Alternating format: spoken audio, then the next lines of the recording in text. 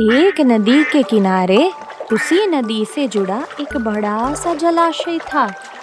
जलाशय में पानी गहरा होता है, इसलिए उसमें काई तथा मछलियों का प्रिय भोजन जलीय सूक्ष्म पौधे उगते हैं।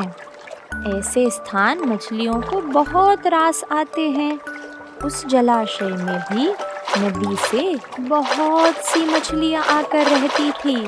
अंडे देने के लिए तो सभी मछलियां उस जलाशय में ही आती थी। वह जलाशय लंबी घास व झाड़ियों द्वारा घिरा होने के कारण आसानी से नजर भी नहीं आता था। उसी में 3 मछलियों का झुंड रहता था। उसके स्वभाव बड़े ही भिन्न थे, लेकिन वो तीनों सहेलियां थीं। अन्ना संकट आने के लक्षण मिलते ही संकट टालने का उपाय करने में विश्वास रखती थी। प्रत्यु कहती थी कि संकट आने पर ही उससे बचने का प्रयत्न करो। यद्दी का सोचना था कि संकट को टालने या उससे बचने की बात बेकार है। करने कराने से कुछ नहीं होता। जो किस्मत में लिखा है वह होकर ही रहेगा। एक दिन शाम को मछुआरे नदी में मछलियां पकड़कर घर जा रहे थे। बहुत ही कम मछलियां उनके जालों में फंसी थी, अतः उनके चेहरे उदास थे। तभी उन्हें झाड़ियों के ऊपर मछलीखोर पक्षियों का झुंड जाता दिखाई दिया। सबकी चोंच में मछलियां दबी थी। वे तो चौंक गए।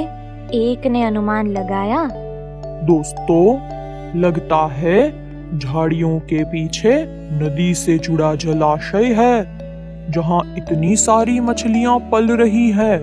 मछुआरे पुलकित होकर झाड़ियों में से होकर जलाशय के तट पर आ निकले और ललचाई नजर से मछलियों को देखने लगे। एक मछुआरा बोला, आहा, इस जलाशय में तो मछलियाँ भरी पड़ी है। आज तक हमें इसका पता ही नहीं लगा।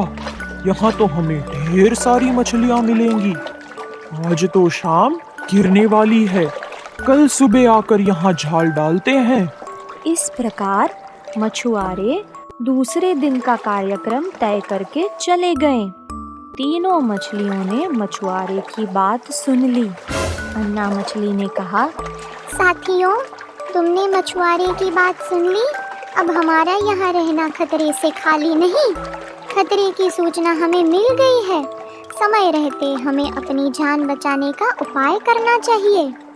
मैं तो अभी ही इस जलाशय को छोड़कर नहर के रास्ते से नदी में जा रही हूँ। उसके बाद मछुआरे सुबह आए, जाल फेंके मेरी बला से। तब तक तो मैं बहुत दूर अटखेलियाँ कर रही होंगी।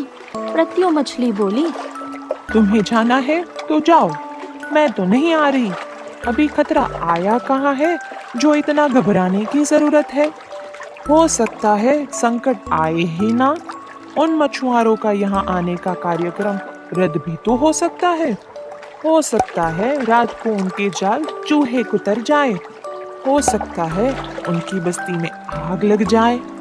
भूचाल आकर उनके गांव को नष्ट कर सकता है, या रात को मूसलाधार बारिश आ सकती है और बाढ़ में उनका गांव बह सकता है।